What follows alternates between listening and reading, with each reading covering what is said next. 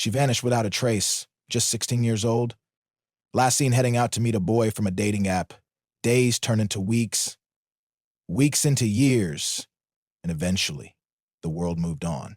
Her name became a cold case, a fading photograph on a missing persons poster, until 32 years later, when the unimaginable was discovered. She was alive. Not only that, she had 6 children, all of them born in the same place she was kept prisoner, a hidden basement beneath a suburban home just miles from where she disappeared. Pause, shift to quiet emotional tone. This is the haunting story of Emily Peterson, a stolen life, a mother's will to survive, and the man who thought he could keep her a secret forever. The last fall of Emily Carter's normal life felt just like any other in Eugene, Oregon. Gray skies hanging low over Douglas firs, wet leaves painting the sidewalks in burnt orange and rust. At 16, Emily blended into the world like a smudge of watercolor. Soft around the edges, easy to overlook. She wasn't the kind of girl who made noise in the halls or drew attention to herself in class. Her voice was quiet, her laugh rare, but she felt deeply and she saw the world like a poet, even if no one else knew it. She had always been the art girl in school, known for her charcoal sketches and the way she spent lunch tucked into the far corner of the library with her headphones on. Her sketchbook was a mess of fantasy landscapes, sad-eyed girls with tangled hair, wolves, and windows. Always windows. Windows that looked out into better places. Emily lived with her mother Diane in a modest one-story house with beige siding and a worn roof. Her 2 older brothers were already out of the house, David in the Army and Tyler away at college. Diane worked long hours as a night shift nurse, and the exhaustion hung on her like a second skin. She tried her best, left notes on the fridge, texted Emily goodnight, even recorded old VHS tapes of nature documentaries for her to watch, but it never quite filled the silence. Emily didn't have many friends left. Middle school had been fine, but high school fractured her friend group. Elisa was the only one who stayed close, though even that had begun to feel like an obligation more than a bond. Emily couldn't explain what was wrong with her, why she always felt like she was watching her life through glass. All she knew was that she was lonely, bone-deep lonely. The kind of lonely that made the internet feel like a lifeline. And that's how she met him. It started on a night like any other, rain tapping on her window, the hum of her computer filling her room with pale blue light. She was on her second bowl of cereal, curled up in an oversized hoodie, when she clicked on a chat room link through an old forum for artists. The name of the room was simple: Soul Sparks. A place, apparently, for creative teens to meet. Most of the usernames were forgettable: Music Guy 99, Sketch Queen Goth Poet _13. But one caught her eye: Jason Real Talk. You messaged her first. You draw? Huh? I saw your sketch in the forum thread. The one with the girl in the attic window? That's heavy. What's her story? Emily blinked. Most guys just said, or hot, or asked for selfies. Not him. He's trapped, watching the world go on without her. She's you, he replied. Maybe, she typed. Then she's not trapped. Not really. Someone's watching her. Someone cares. It was such a small thing to say. But it undid something inside her.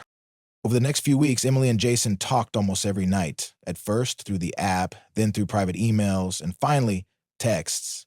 He said he was 19, studying graphic design in Portland, that he understood how isolating the world could be. He sent her playlists, songs she'd never heard but now listened to obsessively. He asked about her dreams, told her she had a rare soul, one that was easy to bruise but impossible to break. She told herself she wasn't falling for him, that it was just a friend, a mentor, someone who saw her. But one day he sent a photo, a blurry selfie taken in what looked like a dorm room. He was handsome in a quiet, bookish way, brown hair, soft eyes.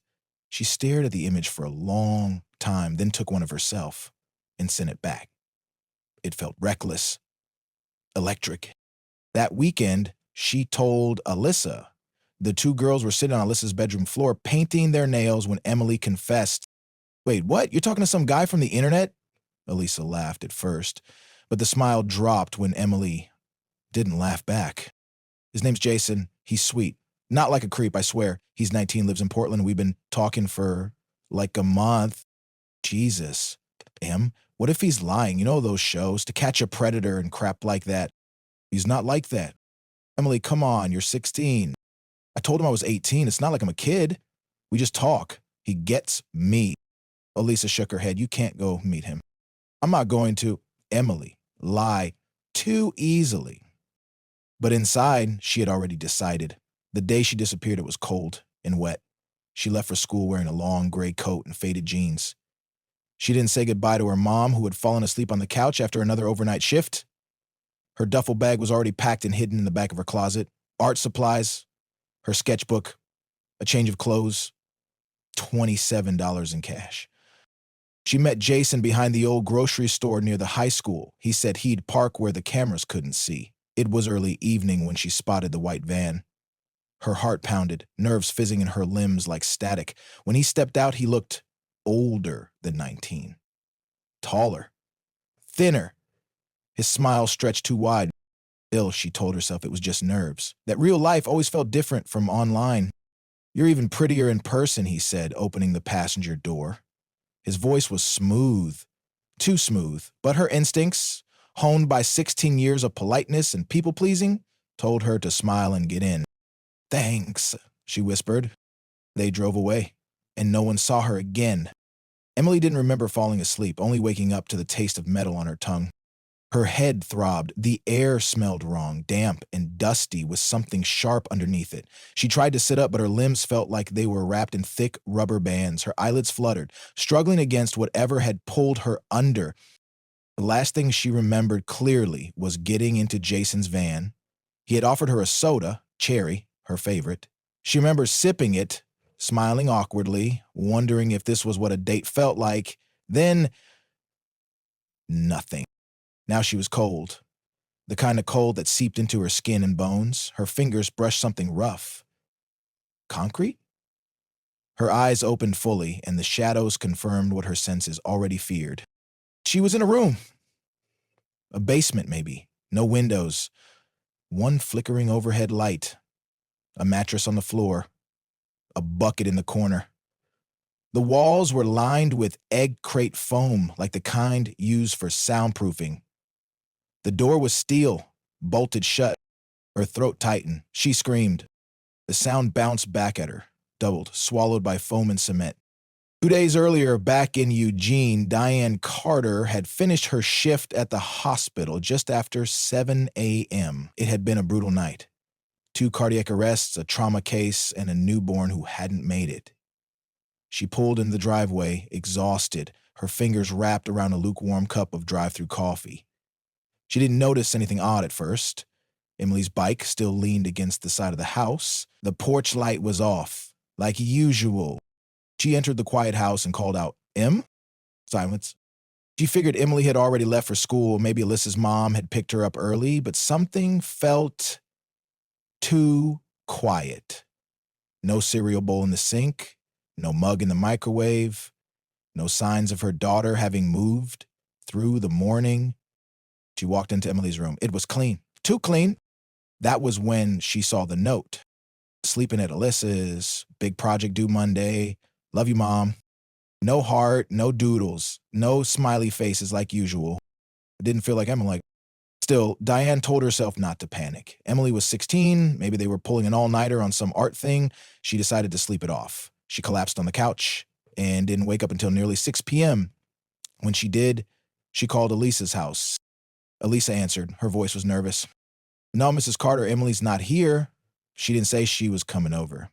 We haven't seen her since Friday. The cold that spread through Diane's body then was deeper than anything she'd ever felt. By midnight, Diane was at the police station. A missing person report was filed. They asked her the usual questions. Was Emily depressed? Had she run away before? Any trouble at home? Diane answered through tears. No, no, and no. By Saturday morning, volunteers were stapling posters to telephone poles and taping flyers to storefront windows. A photo of Emily, her school portrait, smiling but reserved, looked out from every corner of town. A grainy security cam image from a gas station showed her walking alone, duffel bag over her shoulder. That was the last confirmed sighting. Alyssa broke down and told the truth. Emily had been talking to someone online, a guy named Jason. She said they were supposed to meet that night. The police tried to track the digital trail, but it was thin. The app used peer-to-peer messaging and stored minimal data. Jason's email was fake. The IP address routed through a proxy. He had vanished like a ghost. By Sunday night, Emily's disappearance was on the local news. By Monday, the FBI was involved. They combed through phone records, ISP logs, even mailed letters to registered users of the dating app in the Tri-County area. Nothing stuck. Jason was a phantom, and Emily had slipped into the cracks of the world. Meanwhile, in the basement, Emily had stopped screaming, and it did no good. Carl, because that's who he truly was, not Jason, had returned after what she thought was a full day. He wore a flannel shirt and carried a tray, instant oatmeal, a plastic cup of water, and a roll of toilet paper. He rushed the door. He didn't flinch. "I wouldn't try that again," he said coolly. "The last girl broke her wrist. You don't want that." "What do you want?" she croaked. Her voice sounded foreign to her. He set the tray down without answering. "Where am I? Why are you doing this to me?" He finally looked at her, head tilted. "You lied about your age? So did I. But I kept you safe, didn't I?" I thought you were my friend." "I am."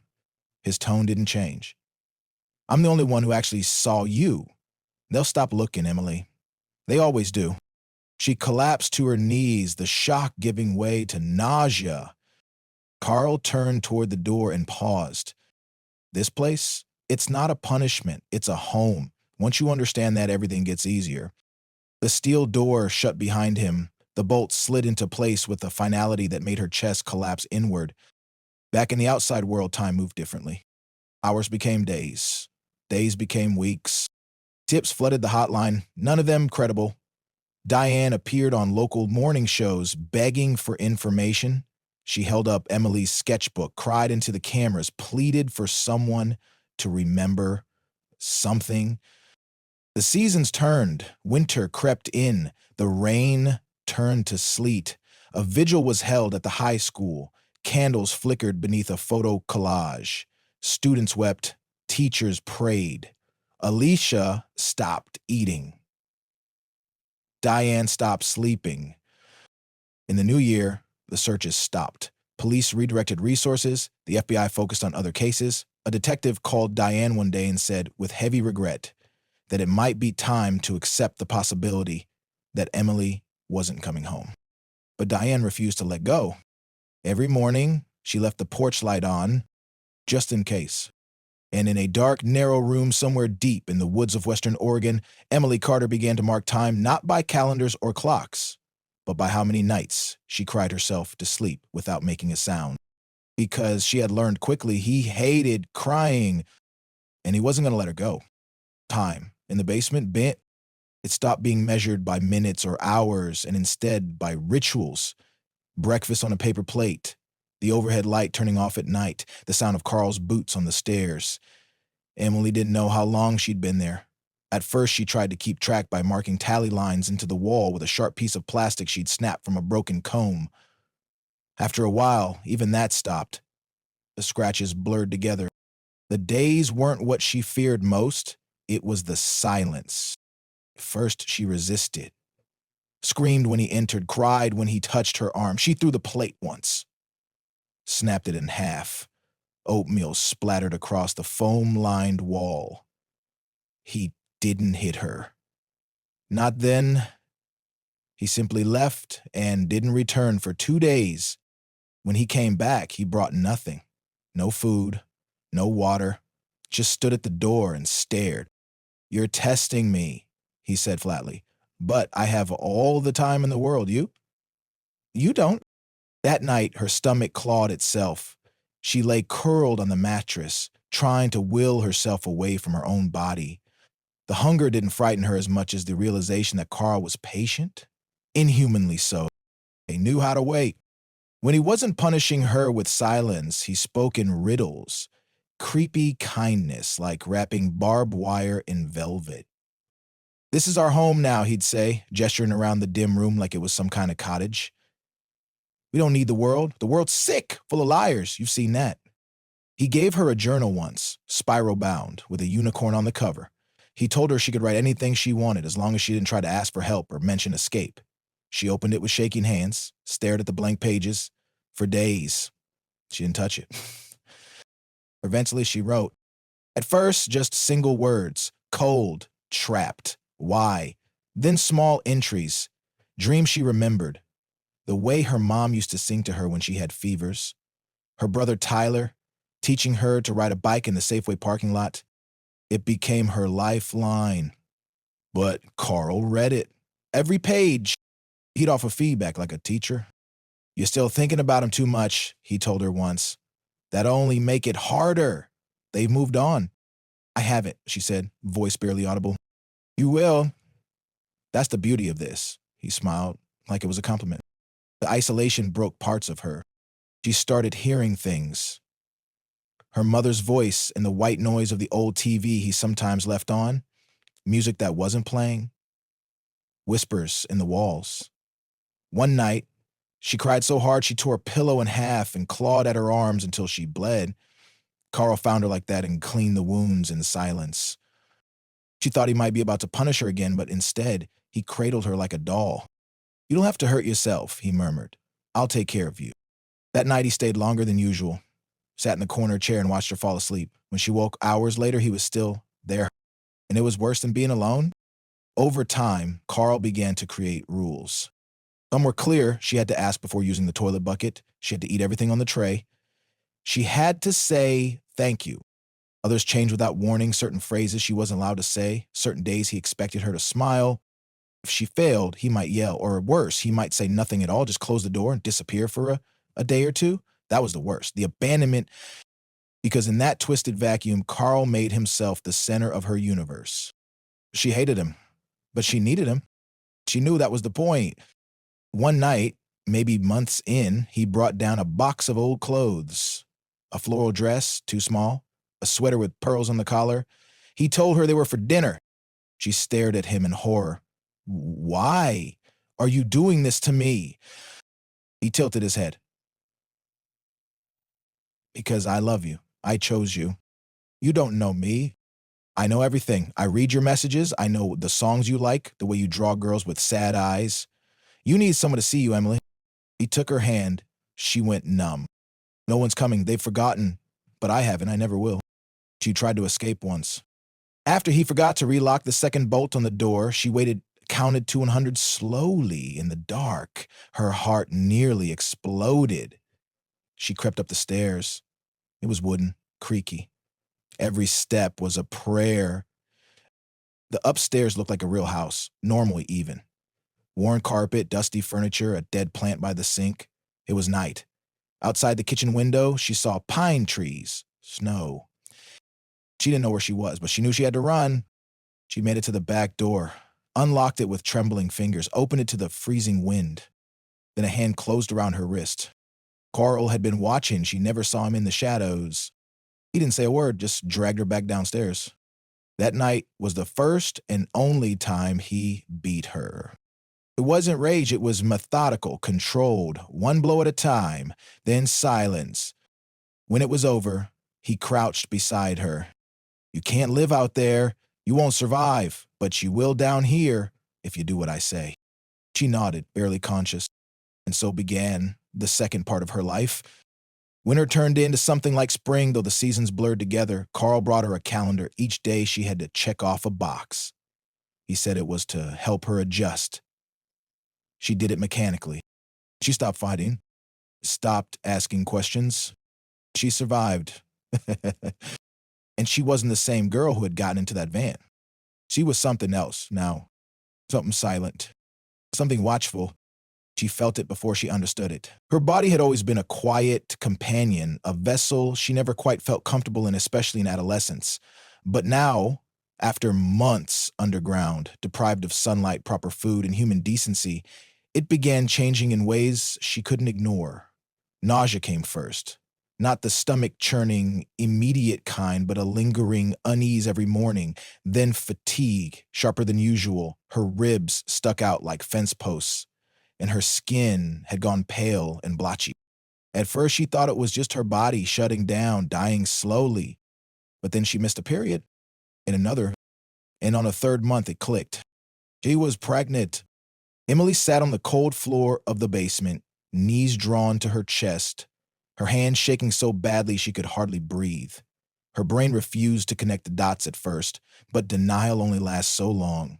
When your body is a constant reminder of the unthinkable. She remembered everything. The nights when Carl would come down and expect her to be a wife. His chilling phrases.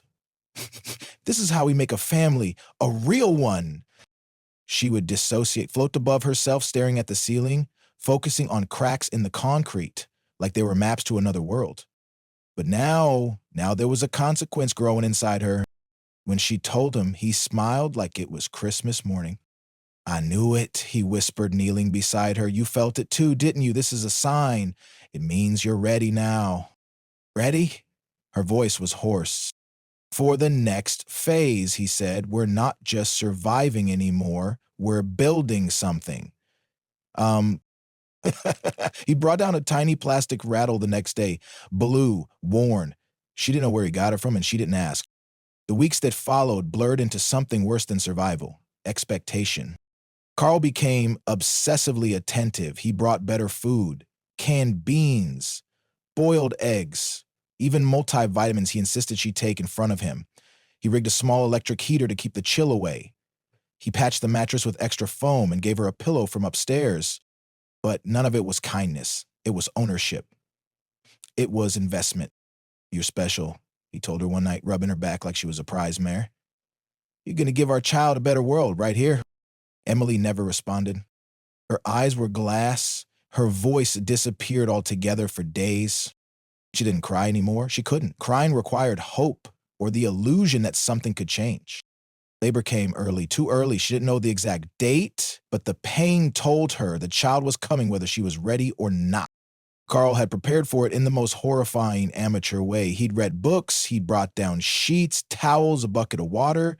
He even had a flashlight strapped to a headband. The sight of him, standing there like some twisted midwife, made her stomach lurch, more than the contractions. She screamed. And there was no medication, no nurse, no sterile equipment. She tore, bled, passed out. More than once. When she came to, the baby was in her arms. A boy. She stared at him like he was someone else's. His skin was gray moo at first, slick and wrinkled. But he cried, fierce and loud, and she realized with sudden horror that she was grateful. She had wanted him to survive because he was hers. Not Carl's, hers.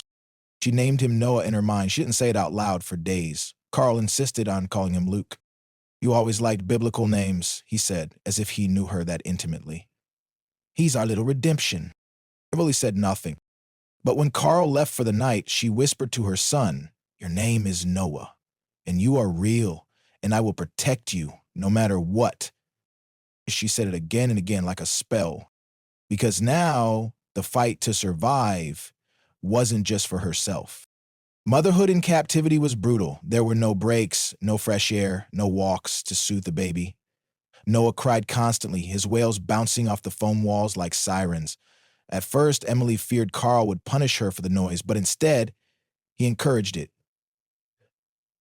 He's strong, he said proudly. He's meant to live here. But she could see it already how this place was poisoning him. The lack of light, the damp air, the rot that seeped in no matter how many times Carl cleaned the floors. Emily nursed him until her body could no longer keep up. When she dried out, Carl started bringing formula. She didn't ask how he paid for it. He'd never left her alone long enough to consider escape. Not now that the baby was here. You're too important, he said. And she understood with bone-deep horror what he meant. She wasn't just a prisoner now, she was a broodmare. When Noah was 2, he spoke his first word, Mama. Emily cried for the first time in months. It wasn't joy, it was guilt. Because this was no place for a child, no world for innocence. She tried, in secret, to teach him about things she remembered, trees, sunshine, birds.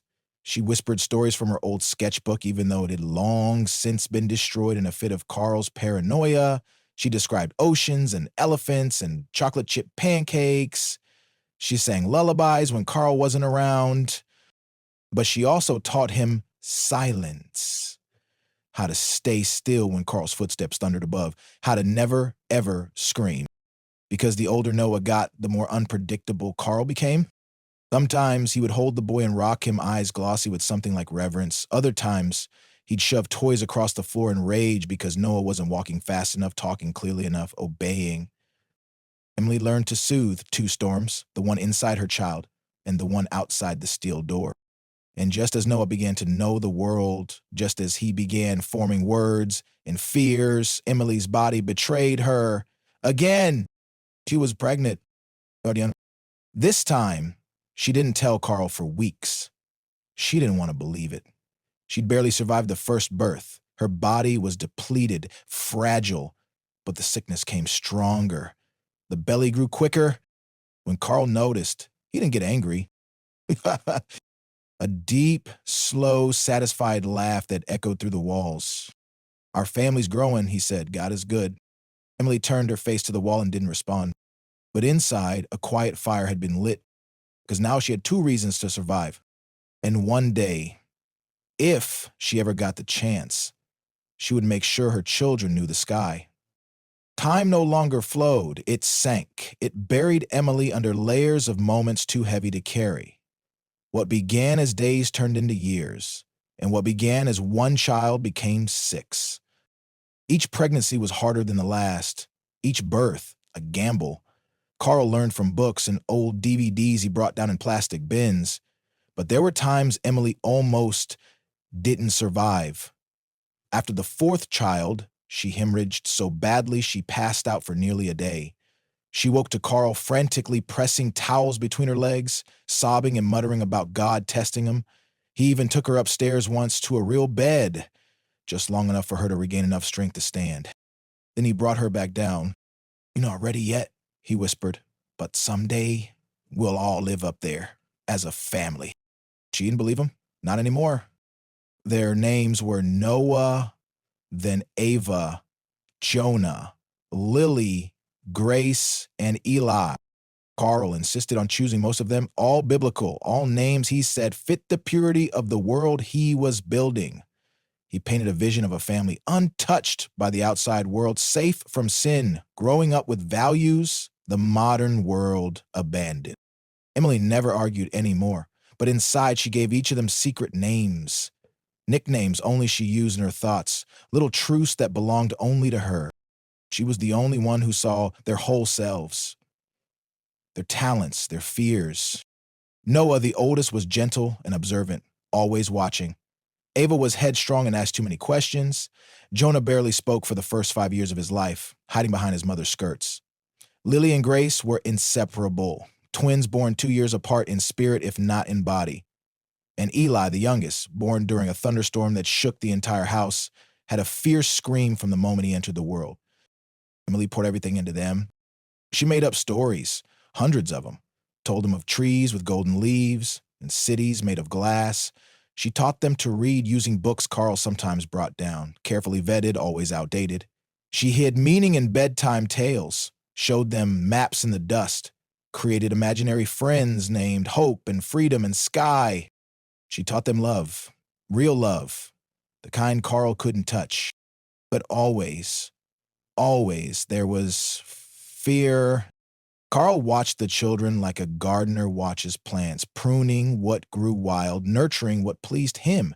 He built a kind of twisted school schedule. They had lessons and chores. He'd even tape up printed worksheets and quizzes he downloaded from a public library computer. But it wasn't education, it was indoctrination. "You don't need the world out there," he'd say during dinner. "Everything you need is in this house. We are chosen." The older kids nodded on cue. Emily taught them to do so for their safety. Because sometimes Carl would test him, ask a question, seemingly innocent. "What's your favorite thing about this place?" If the answer wasn't enthusiastic enough, someone went hungry the next day. If someone asked, "Why can't we go outside?" the lights were shut off for 48 hours straight. So they learned to smile. But at night, under thin blankets, Emily whispered the truth. "This isn't normal," she'd tell them. "You are meant to see more, hear more, live." "Is Daddy bad?" Ava asked once. Emily hesitated. The children didn't even know his real name wasn't Daddy. They'd never heard the name Carl. "He's not well," Emily said quietly. "He thinks this is the only way, but it is." She'd never said that before, not out loud. Ava blinked slowly. Then, she said, when we leave, can we see a mountain? Yes, Emily whispered. We'll see mountains and oceans and cities. And that, Emily couldn't answer. As the years stacked on top of one another, the basement changed. Carl added small improvements: electric fans, a hot plate, a second mattress. He claimed they were a reward for obedience, but really it was because the children were getting bigger, louder, harder to contain. The space that once held one terrified girl now held an entire hidden family. He tried to control every detail. Meals were scheduled, sleep was dictated. He rationed affection, alternated between moments of manic kindness, bringing them candy, stuffed animals, old DVDs, and stretches of punishment that left them cold and silent for days. The older children began to understand. Noah especially saw through it. At 12, he'd grown tall, his face long and thoughtful like Emily's. He started asking questions at night. Why does he never let us go outside? Why do we have to hide if there's no danger? Why don't you ever call the police in the stories? Emily tried to answer gently, but one night Noah said what she had feared for years. I don't think he's our dad. Emily froze. The other children stirred in their beds. He doesn't look like us, Noah continued. He's mean. You're scared of him. I know you are. I'm not scared, Emily lied. Noah looked her straight in the eyes, but I am. She held him close, heartbreaking. Someday we're gonna leave this place. You've said that before, he whispered. And she had too many times. But this time something changed in her. Because Noah was no longer a baby. He could think, plan, help. And so could she. One afternoon, Carl came down with a cake. A birthday celebration for Lily and Grace. They didn't even know if it was really their birthday. He had chosen dates for each of them to mark milestones. The cake was small, obviously store-bought, with pink frosting and plastic candles. Everyone sat around the old folding table Carl had brought down last year. He lit the candles and made them sing. Emily forced a smile, but something in Carl's eyes unsettled her. A restlessness, a flicker of panic beneath his performance. Later that night, she found out why. He sat beside her bed, his voice quiet, shaking. I think they're starting to hate me, he said. She didn't respond. They're pulling away, he added, even you. Silence. I gave you everything, he whispered. This family, safety, you should be thanking me. And in that moment, she saw it. The correct. His fear. His control was slipping, not just because the children were getting older, but because he was aging, thinning, weakening. And for the first time in 16 years, Emily didn't just feel like a prisoner. She felt like a threat. Emily had learned to survive in stillness, but now survival meant motion, subtle, deliberate, dangerous motion. It began with whispers. Late at night, when Carl was upstairs and the kids pretended to sleep, Emily would lay between them and speak in the softest voice she could manage. Someday, when we're ready, when we're smart and quiet, we'll go. They didn't ask how at first, just listened. Eyes wide, ears hungry. Then Noah, always the first to question, asked, where would we go? She hesitated, not because she didn't know, but because she wanted to be honest. I don't know. But away. Far from here. To a place with windows and sunlight, real schools, real food, people who can help us. Jonah, shy and anxious, asked what would happen if Daddy caught them. Emily didn't flinch. Then we wait longer and plan better, but one day I promise we won't be in this basement anymore. It was the first real promise she'd made in years. Carl had grown unpredictable, not always in rage, but in weariness. He was slower now, limping slightly on his right leg, muttering to himself more often. He sometimes forgot which day it was. He missed a grocery run once, and they went without food for nearly 2 days before he returned, wide-eyed and sweating. I saw a cop, he told her. He looked at me funny. Emily feigned concern. Did you do anything? No, he snapped, but it's getting harder. People notice things now. Cameras everywhere. Nothing like it used to be. It was a clue. Carl felt hunted even when he wasn't. And a fearful captor makes mistakes. Emily used what little leverage she had. She started encouraging Carl's paranoia. Not outright lies, but subtle reinforcements. Maybe we shouldn't go outside as often. Or, what if someone tracks you back here? He began limiting his own outings, stockpiling more, staying down in the basement longer. That gave Emily more time. Noah started noticing things. The lock on the basement door was old. The hinges rusted. The fuse box that controlled the lights was reachable, barely. If you stacked 3 of the storage bins and balanced carefully, they began to test small things. How loud could they whisper before the sound reached the ceiling? Which floorboard above creaked when Carl walked from the kitchen to the bathroom? How long did it take him to fall asleep after his final visit? They practiced silence. They practiced hiding. Ava even devised a code system using taps. 1 for yes, 2 for no, 3 for he's coming. It was like planning a prison break with children. But these children, they had never known freedom. Yet they understood the stakes. And they wanted out. Then came the first real opportunity. Carl had fallen sick, a flu maybe, or something more. He lay upstairs for days, weak and delirious, sending down food only twice in a week. He didn't come down for 2 whole days. The lock was still sealed, but Emily knew this was their chance to try something. Anything. Noah volunteered to test the fuse box. He was 14 now, tall, wiry. He'd inherited Emily's steadiness, but carried a fire she hadn't seen in herself in years. He waited until the others were asleep, then carefully climbed the bins. Emily held her breath the whole time. He reached it, touched it, then opened it, just studied it. When he climbed down, his hands were shaking, but his eyes were electric. "There's a wire running from the lock to the wall," he whispered. "I think it powers the bolt." Emily stared. "You think we could cut it?" "Maybe, but we need something sharp, and we don't know if it's a lump. They didn't risk it, not yet. But they knew something now, and knowledge was power." A few days later, Carl returned to the basement. He looked thinner, and there was a tremble in his hands. "You missed us," Emily said, keeping her voice flat, even. "I was watching," he murmured, "always watching, even when I'm not here." It was a what? His cameras had stopped working 2 years ago. Emily had noticed it during a blackout. The tiny red LED that used to glow above the basement door was off. She'd made note of it. "You're all so quiet now," he added, almost suspicious. "It's good. Means you're settling." Emily forced a smile. "It means we're listening." Carl narrowed his eyes, but he bought it. For now, over the next few weeks, they gathered what they could. A piece of broken spoon Lily had found behind the water heater, a metal spring from a rusted cot, a long thread of copper wire from an old toy. Emily wrapped him in cloth and hid him under the floorboard behind the mattress, the one that squeaked slightly when stepped on. Carl never went near it. They rehearsed everything in whispers. What to do if the power failed, what to say if a neighbor showed up, what to scream if they ever made it near a window.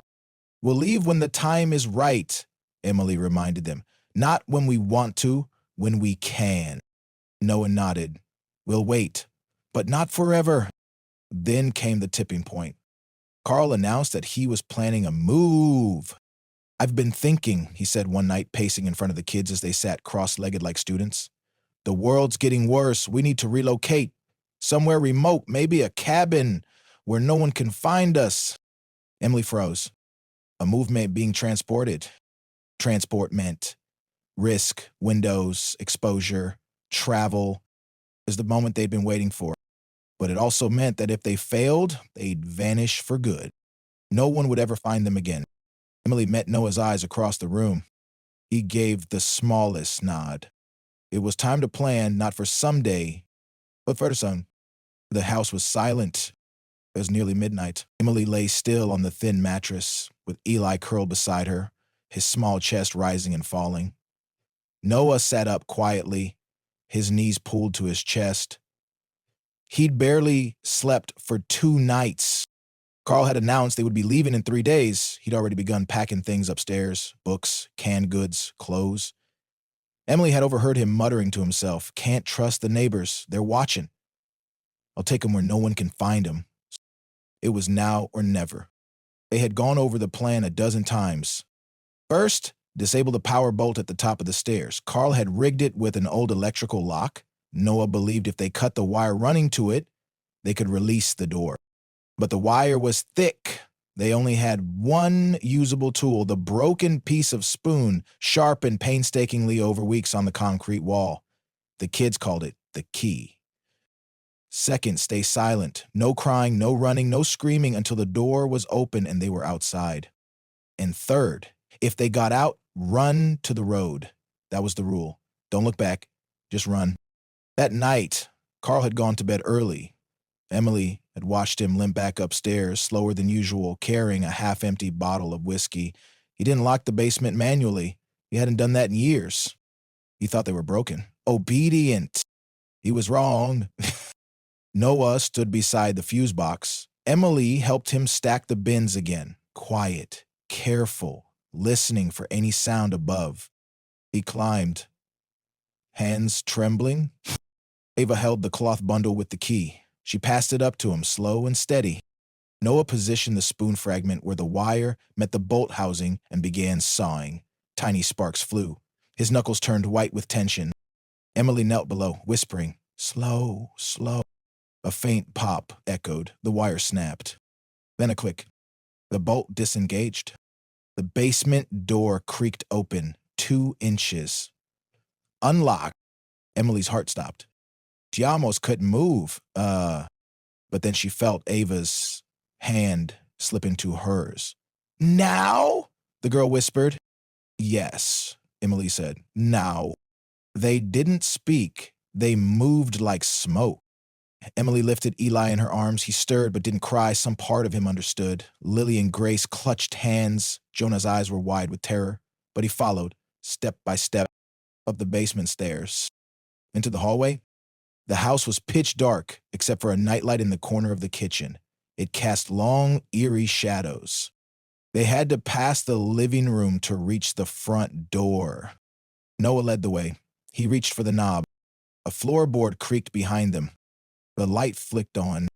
Carl stood at the top of the stairs in his boxers and undershirt, wild-eyed and holding a pistol. The hallway erupted in frozen silence. He didn't speak, just stared. Then, "What are you doing?" Noah stepped in front of his siblings. "We're leaving," he said. Carl's hand twitched around the pistol. "Back downstairs, now." Emily spoke, voice low and calm. "You can't stop us anymore." "I gave you a home," he shouted, stepping forward. The gun wavered. "I saved you from the world. They would have hurt you." Emily held Eli close, heart thundering. "You hurt us, Carl. You stole everything." He pointed the gun at her. Then Ava screamed. It broke the silence like glass. Noah charged. Carl spun, startled. The gun went off. A deafening crack. Emily dropped to the floor, shielding Eli. Lily screamed. Jonah pulled Grace back. Carl stumbled. The bullet hit the ceiling. Noah slammed into him, knocking the pistol from his hand. Emily lunged forward. She grabbed the gun and threw it across the room. Carl reached for Noah, snarling, "Ungrateful brat." Emily grabbed the lamp from the hallway table and swung. It connected with Carl's head hard. He collapsed. For a moment, no one moved. And Emily yelled, "Go!" They ran into the night, barefoot on gravel, cold air slicing their skin like knives. Emily didn't feel the pain. She ran with Eli in her arms, the others just behind her. They ran down the dirt driveway, past the trees that had loomed over their lives for years. Then, headlights in a truck. Noah ran into the middle of the road, waving his arms. "Stop!" The truck braked hard. A man got out, yelling, "What the hell?" Emily shouted, "Please, help us. Call the police." The man froze. He looked at the barefoot kids, the wildness in their eyes, and something in his face changed. He reached into his pocket, pulling out a phone. "I got you," he said. "You're safe now. I promise." Emily sank to her knees on the side of the road, sobbing. Her children circled around her. They were outside. They were free. Sirens filled the forest 20 minutes later. Carl didn't chase him. Police found him bleeding in the hallway, trying to reset the bolt mechanism on the basement door. He was arrested without a fight. He said only one thing as they took him away. They were mine. Emily and the children were taken to a hospital. Reporters flooded the area. Authorities were stunned. Some cried when they heard the full story. 6 children born in captivity, a mother stolen at 16, a basement that became a tomb until it became a cradle for rebellion. DNA confirmed everything. Emily Peterson, since 1993, had been found alive. The first thing that struck Emily wasn't the sound of sirens or the rush of medical teams. It was the sky, that endless stretch of stars, cloudless and deep. It pressed down with an almost holy weight, so vast and open that it made her dizzy.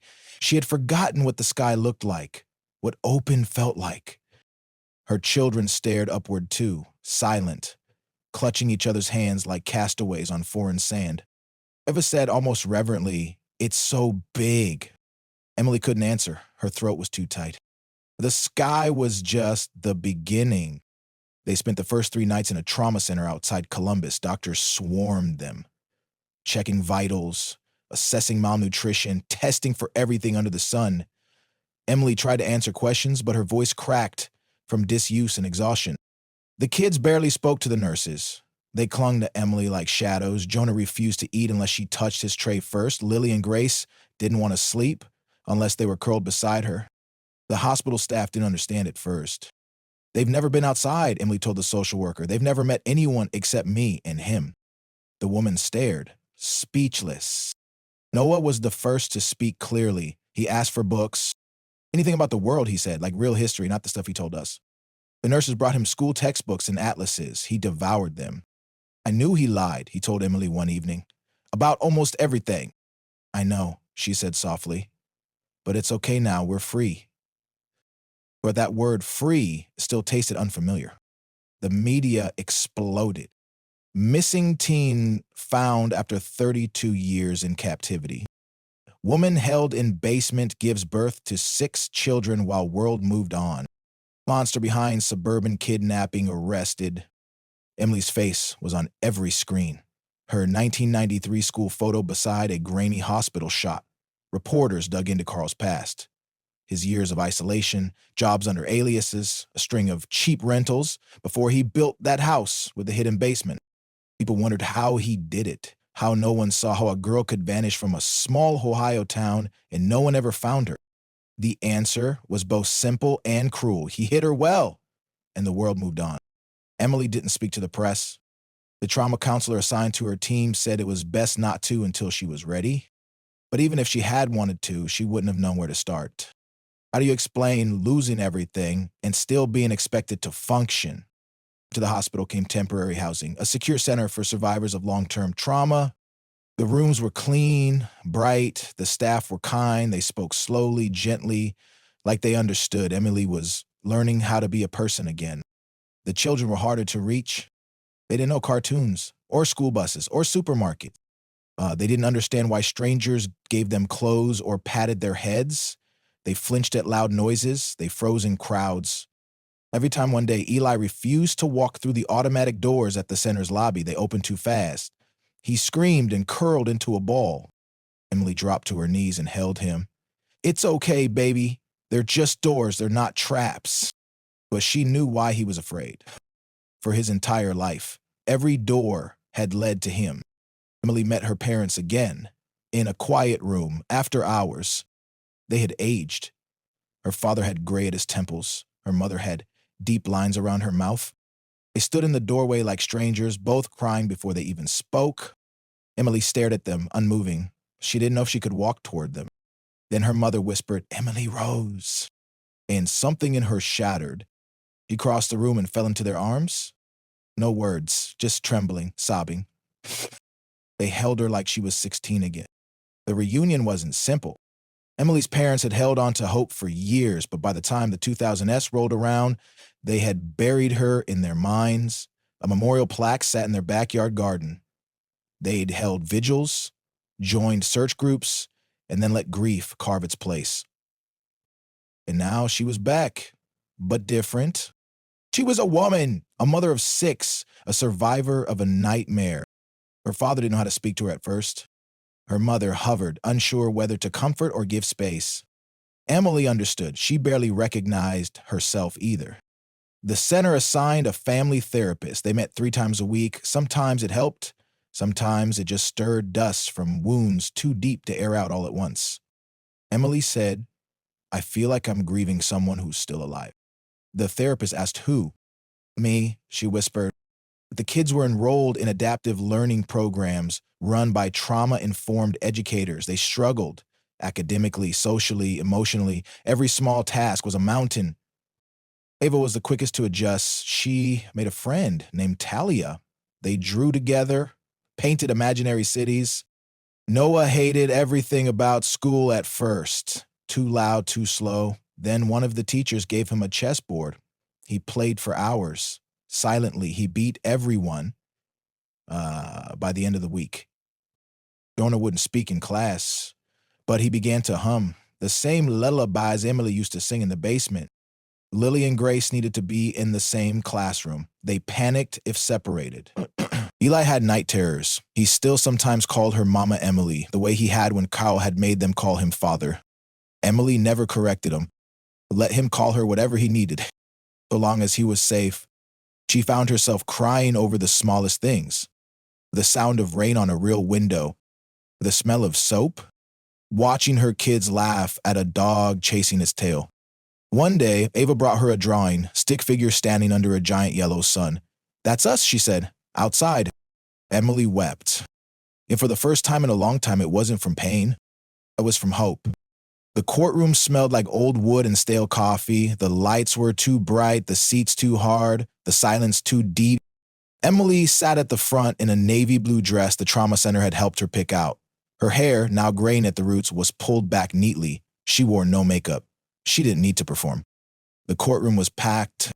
Reporters, victim advocates, families she didn't know who somehow saw themselves in her. Her parents sat behind her, hands clasped tightly in their laps. Ava and Noah had begged to come. She said no. They didn't need to see him again. Carl Harper was led into the courtroom in shackles, wearing an orange jumpsuit. He looked smaller than she remembered, gaunt, a shadow of the man who once seemed like a god in a prison. He didn't meet her eyes. He looked at the floor as they read the charges. Greater than kidnapping of a minor. Greater than unlawful imprisonment. Greater than sexual assault. Greater than child endangerment. Greater than 6 counts of criminal abuse. Greater than aggravated battery. Greater than and more, so many more that the clerk's voice seemed to blur by the end. Carl pled not guilty. Emily didn't flinch. She expected it. He had controlled the narrative for 32 years. It didn't surprise her that he still thought he could lie his way out. But this time, he didn't control the room. Her attorney, a woman named Rachel Wynn, had prepped her for months. "You don't need to remember everything," Rachel said, "just the truth. The truth is enough." Emily had laughed bitterly. "I remember everything. The sound of the lock clicking each night. The way the basement smelled when mold crept in after winter. The first time Carl told her she would never be found because the world had forgotten her. The first time she gave birth in silence, clutching a towel, afraid the baby's cries would make him angry. Hey, she hadn't forgotten a thing. On the day she took the stand, the room went silent. Even the judge leaned forward, his fingers steepled. Emily sat behind the microphone, her voice trembled at first. "My name is Emily Peterson. I was 16 when Carl Harper abducted me. I'm now 48 years old." Gasps rippled through the gallery. She ignored them. She told her story, not all of it, but enough. How he'd pretended to be a teenager online. How he lured her with kindness, the drive to a house in the woods, the drugs, the cold floor, the months in darkness before he even spoke to her again. She spoke plainly, calmly, without drama. But when she got to the part about her children, her voice broke. "I tried to protect them. I taught them how to be quiet, how to obey, how not to make him angry, because I thought if they stayed alive, one day we'd find a way out." She looked directly at Carl for the first time. He thought he'd erase me, but he didn't. He made 6 children who are smarter and stronger than he ever was, and I survived, not for me, but for them. Carl looked away. Emily didn't. The defense tried to paint Carl as mentally ill, a product of trauma, someone who snapped. Emily sat through it all without blinking. It was the same pattern she'd endured for years: excuse, justification, revision. But the jury heard the truth, and the truth was heavy. Noah gave a written statement that was read aloud. My name is Noah. I was born in a basement where the only light came from a lamp chained to the wall. I learned to speak by listening to my mom whisper stories. I thought the world ended at the top of the stairs, but it didn't. Now I'm learning everything, and I know what he did was evil, and he should never hurt anyone again. There wasn't a dry eye in the room. After 3 weeks of testimony, the jury returned with a verdict. Guilty, on all accounts. When the judge pronounced the sentence, multiple life terms without parole, Carl finally looked at Emily. She met his eyes one last time. There was no hate left in her, just finality. He would never touch her or her children again. Outside the courthouse, a reporter called out, "Emily, do you have anything to say to the world?" She paused, then said, simply, "I'm not a victim, I'm a mother, and we survived." The cameras flashed, but Emily was already walking away, toward the car, toward her children, toward the rest of her life. The day after the trial ended, Emily took her kids to a lake just outside Columbus, a quiet spot, surrounded by trees where the sky met the water without interruption. It reminded her of the stories she used to make up for them in the basement. Tales of faraway places with wide open spaces and air that smelled like summer. Now, they were real. Eli ran into the water first, squealing as it splashed his legs. Lily and Grace chased after him, holding hands. Ava stayed on shore to sketch, and Jonah sat beside her, building tiny towers from pebbles. Noah waded into the water slowly, staring at the horizon like it was a question he was finally ready to answer. Emily stood watching them, her shoes off, toes in the sand. For the first time in decades, she wasn't looking over her shoulder. No lux, no shadows, just sunlight, wind, and the quiet murmur of healing. Life after trauma wasn't a straight line. It was more like a spiral, progress and pain woven together. Some mornings, Emily woke up startled, expecting to see concrete walls and flickering lights. Pulling shoes sometimes, she still slept on the floor. The trauma center gave her a therapist who helped her understand that healing wasn't about forgetting. It was about learning to live with the past without letting it own you. The kids each had their own counselors. Their progress came in different shapes. Ava had become obsessed with art. She drew every day. Skies, trees, strange dreamscapes. One drawing was of a tall girl holding hands with 6 smaller figures, all of them smiling under a sky full of stars. "That's us," Ava said proudly, "how we're supposed to be." Noah took to reading encyclopedias, diving into math and engineering. He told Emily he wanted to be an architect. "I want to build something that keeps people safe," he said. "Not trapped, safe." Jonah developed a love for music. He played piano with quiet intensity, often making up songs based on the stories Emily used to tell them. Lily and Grace took longer to adjust. They slept in the same bed for months, but they slowly opened up, drawing, playing, even laughing out loud. Eli was the wildest, running, climbing, testing every limit. Emily let him. He'd never known a world without fear until now. She wanted him to learn freedom with both hands.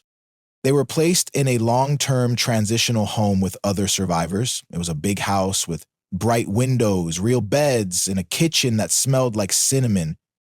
For the first time in her life, Emily had a bank account, a social security number, her birth certificate reissued.